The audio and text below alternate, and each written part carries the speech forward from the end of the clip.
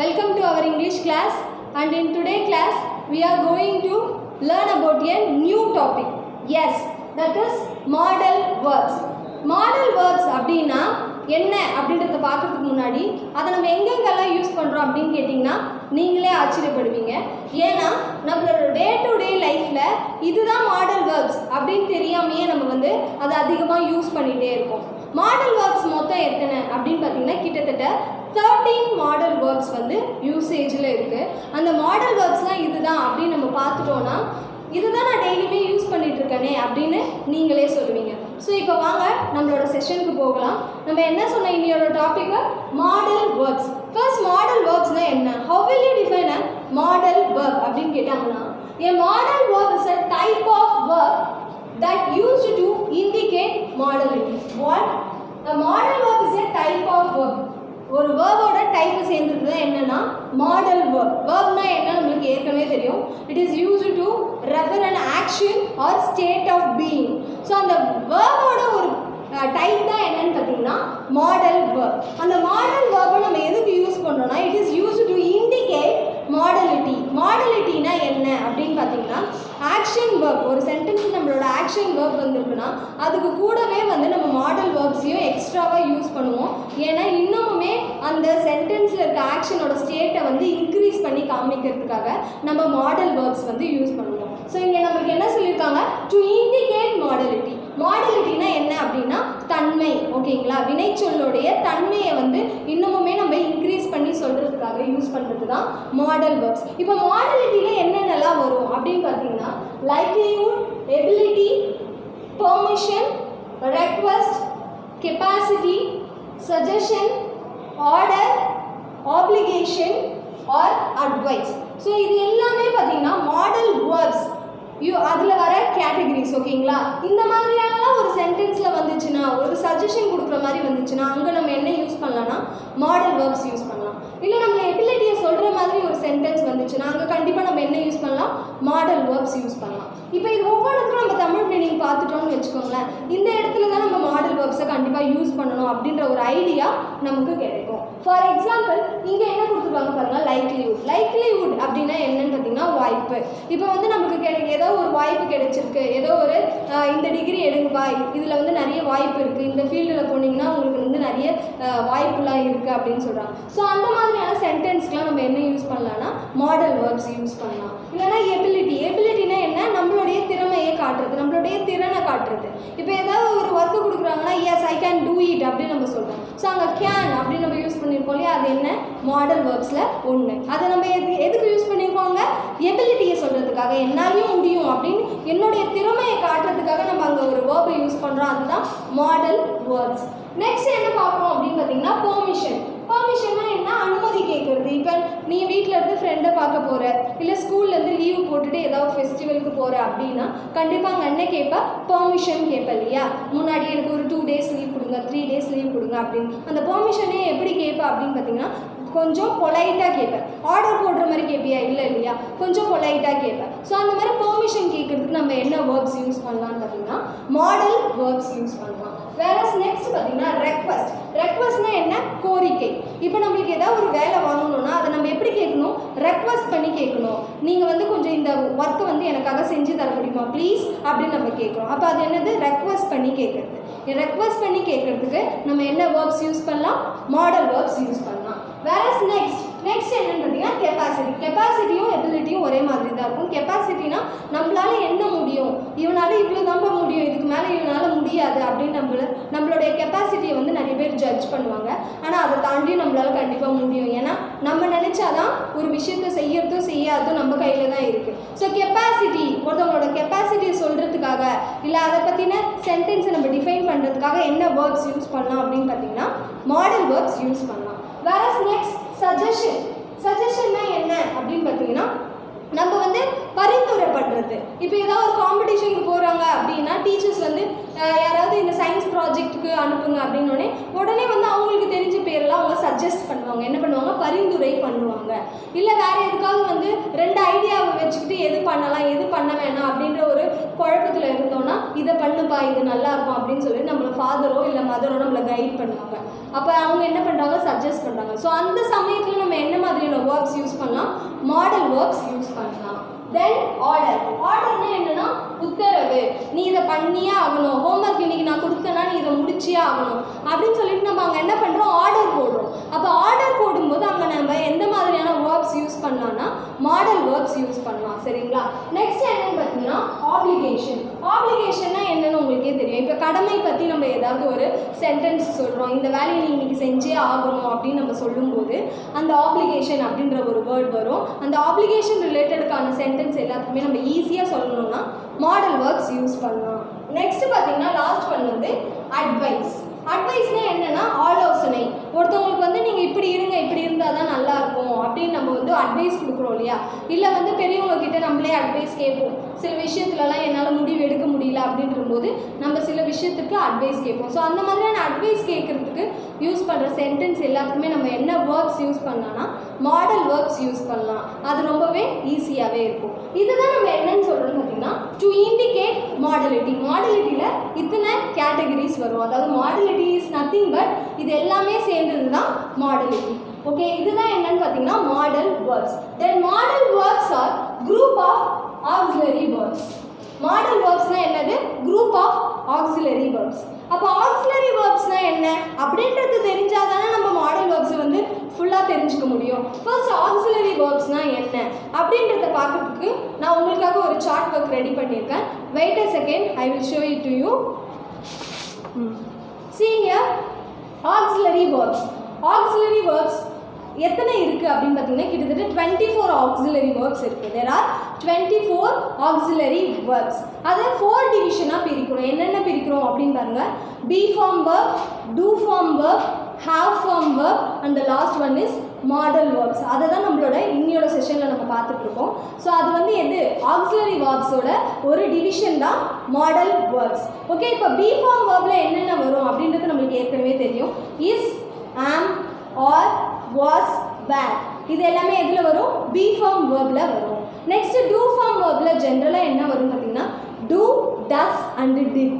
Then have form வேர்பில் என்னென்ன வரும் அப்படின்னு பார்த்தீங்கன்னா have, has, had. Now coming to the model verbs. அதோட ஒரு செக்ஷன் தான் என்ன, ஒரு டிவிஷன் தான் என்ன, மாடல் வேர்ப்ஸ். மாடல் வேர்ப்ஸ் மொத்தம் எத்தனை மாடல் வேர்ப்ஸ் அப்படின்னு பார்த்தீங்கன்னா 13 மாடல் வேர்ப்ஸ் இருக்கு. அது என்னென்ன அப்படின்னு பாருங்க. can, could, shall, should, will, would, may, might, must, dare, ought to, need to, used to. So இதுதான் என்னன்னு பார்த்தீங்கன்னா 13 modal verbs. So there are 24 auxiliary verbs basically. Okay, so auxiliary வேர்ப்ஸோட ஒரு டிவிஷன் தான், ஒரு செக்ஷன் தான் என்னன்னு பார்த்தீங்கன்னா மாடல் வேர்ப்ஸ். அதுதான் வந்து நம்ம பார்த்துட்ருக்கோம். இப்போ மாடல் வேர்ப்ஸை வந்து எப்படி வந்து நம்ம பிரிக்கலாம்? How will you say the types of model verbs? Model verbs is divided into 2 types. என்னென்ன டைப்ஸ் அப்படின்னு பார்த்தீங்கன்னா pure models and semi models or marginal models. Okay, pure models na enna, semi models illana marginal models nu irukku, இன்னொரு பேருமே இருக்கு.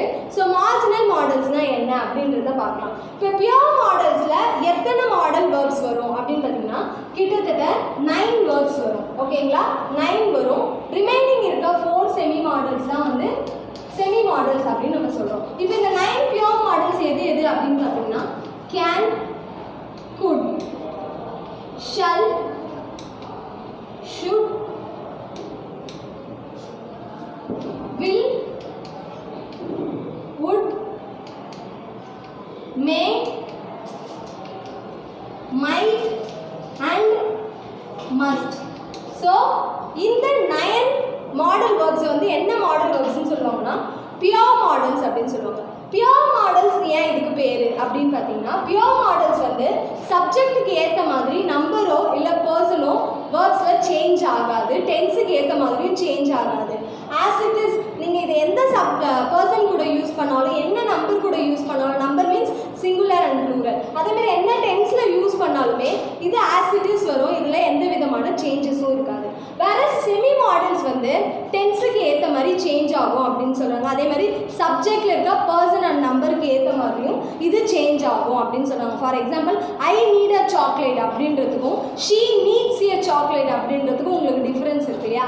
இதை தான் நம்ம வந்து செமி மாடல்ஸ் அப்படின்னு சொல்லுவோம். இப்போ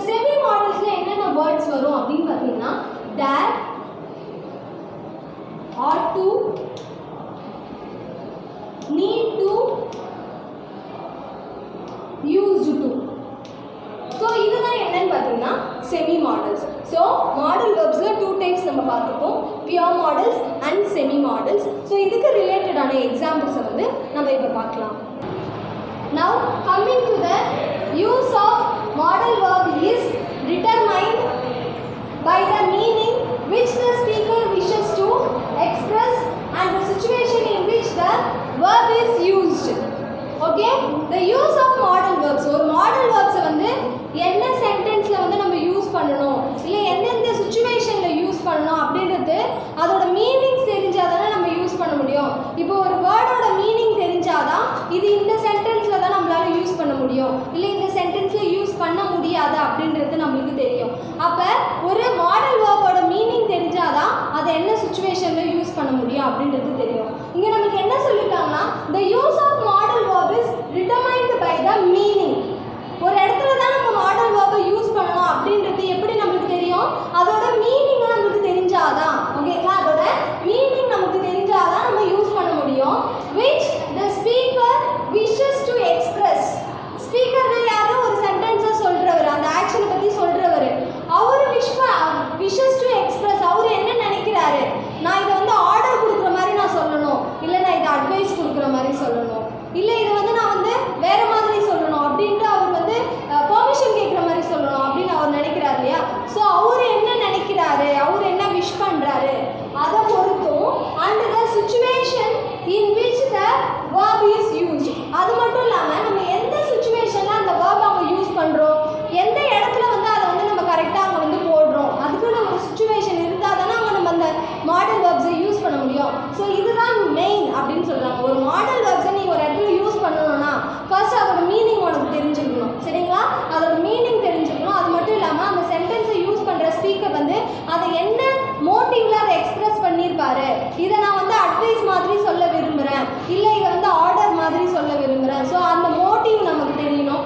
தேர்ட் வந்து என்னன்னு பார்த்தீங்கன்னா சுச்சுவேஷன், என்ன சுச்சுவேஷனில் எப்படி அந்த வேர்பை யூஸ் பண்ணணும் அப்படின்றது நம்மளுக்கு தெரிஞ்சுக்கணும். ஸோ இந்த மூணுமே ரொம்பவே முக்கியம். ஓகே, இது வந்து நம்மளுக்கு சொல்லியாச்சு. இப்போ இந்த சென்டென்ஸில் பாருங்கள், இது வந்து சில எக்ஸாம்பிள் சென்டென்ஸ். இந்த எக்ஸாம்பிள் சென்டென்ஸில் பார்த்தீங்கன்னா எல்லாமே வந்து ஒரே மீனிங் தர மாதிரியான சென்டென்ஸாக தான் இருக்கும். See here, could you please be quiet? Can you be quiet? Will you be quiet? எல்லாமே என்ன சொல்கிறாங்க, யாரோ ஒருத்தவங்க சத்தம் போட்டுட்டு இருக்காங்க, அதனால நீ கொஞ்சம் கம்முன்னு இருக்கியா, பேசாமல் இருக்கியா, வாயை மூடிட்டு இருக்கியா அப்படின்ற மாதிரி நம்ம சொல்கிறோம். ஸோ சைலண்ட்டாக இருங்க அப்படின்னு சொல்கிறதுக்கு நம்ம 3 டிஃப்ரெண்ட் எக்ஸ்பிரஷன்ஸ் யூஸ் பண்ணியிருக்கோம் யூஸிங் டிஃப்ரெண்ட் மாடல் வேர்ப்ஸ். ஒவ்வொன்றுத்துலேயும் டிஃப்ரெண்ட் மாடல் வேர்ப்ஸ் நம்ம யூஸ் பண்ணியிருக்கோம் இல்லையா. ஃபர்ஸ்ட்டில் could யூஸ் பண்ணியிருக்கோம், செகண்டில் கேன் யூஸ் பண்ணியிருக்கோம், அண்ட் தேர்டில் will யூஸ் பண்ணியிருக்கோம். இப்போ இது எல்லாமே மூணுமே வந்து ஒரே மீனிங்கை தருது. Okay, it's okay. ஆனால் ஒரே சுச்சுவேஷனா, இல்லை அந்த ஸ்பீக்கர் வந்து ஒரே விஷயத்தை கன்வே பண்ணணும் அப்படின்னு ஆசைப்பட்டு அவர் வந்து ஒரே மாடுலேஷனில் சொல்லியிருக்காரா, ஒரே மோட்டிவில் சொல்லியிருக்காரா அப்படின்னா இல்லை, இது மூணுமே வந்து டிஃப்ரெண்ட் மோட்டிவில் சொல்லியிருக்காரு அப்படின்னு அர்த்தம். இப்போ ஃபர்ஸ்ட் ஒன்னை வந்து எப்படி எக்ஸ்பிரஸ் பண்ணலாம் அப்படின்னு பார்த்தீங்கன்னா could you please be quiet அப்படின்னு சொல்லலாம். could you please be quiet கொஞ்சம் சாஃப்டாக பொலைட்டாக. அப்போ இது எப்படி சொல்லியிருக்காங்கன்னு பார்த்தீங்கன்னா பொலைட்டாக சொல்லியிருக்காங்க, பொலைட்டாக ஃபார்முலா. ஓகேவா, கொஞ்சம் பொலைட்டாக கேட்டிருக்காங்க. could you please be quiet, எந்த விதமான ஹார்ஷும் இல்லாமல் பொலைட்டாக, நீங்கள் கொஞ்ச நேரம் வந்து சைலண்ட்டாக இருக்க முடியுமா உங்களால் அப்படின்னு சொல்லிட்டு நம்ம வந்து பணிவாக கேட்குறோம் அவங்கக்கிட்ட. எந்த விதமான ஹார்ஷும் இல்லை, நான் தான் சீனியர், நான் தான் சுப்பீரியர், நீங்கள் வந்து என் ஆர்டரை வந்து மதிச்சே ஆகணும் அப்படின்னு இல்லாமல் கொஞ்சம் பணிவாக நம்ம கேட்குறோம். நீங்கள் கொஞ்ச நேரம் சைலண்ட்டாக இருங்க, என்னோடய ஒர்க்கை வந்து நான் முடிச்சிடறேன் அந்த மாதிரி கேட்குறோம். ஃபார்மலாக வந்து இந்த சென்டென்ஸில் வந்து நம்ம கேட்டிருக்கோம். இதுதான் வந்து ஃபர்ஸ்ட் எக்ஸாம்பிள். அங்கே வந்து நம்ம என்ன யூஸ் பண்ணியிருக்கோம், could அப்படின்ற மாடல் வேர்பை யூஸ் பண்ணியிருக்கோம். Now coming to the second sentence, can you be quiet அப்படின்னு நம்ம கேட்குறோம். இந்த சென்டென்ஸில் என்ன டோன் வருது அப்படின்னு பார்த்தீங்கன்னா ஒரு மாதிரி சர்காஸ்டிக் டோன் வருது. சர்காஸ்டிக் டோன்னா என்னன்னா கிண்டல் அடிக்கிற மாதிரி இதை நம்ம சொல்லுவோம். கேன் யூ பி குவைட், உன்னால் குவைட்டாக இருக்க முடியுமா, ஒரு சேலஞ்ச் பண்ணுற மாதிரி நம்ம வந்து இங்கே கேட்குறோம். நீ தான் எப்போ பார்த்தாலுமே பேசிட்டே இருப்பிய, உன்னால் அமைதியாக இருக்க முடியுமா அப்படின்ற மாதிரி ஒரு சர்காஸ்டிக் டோனில்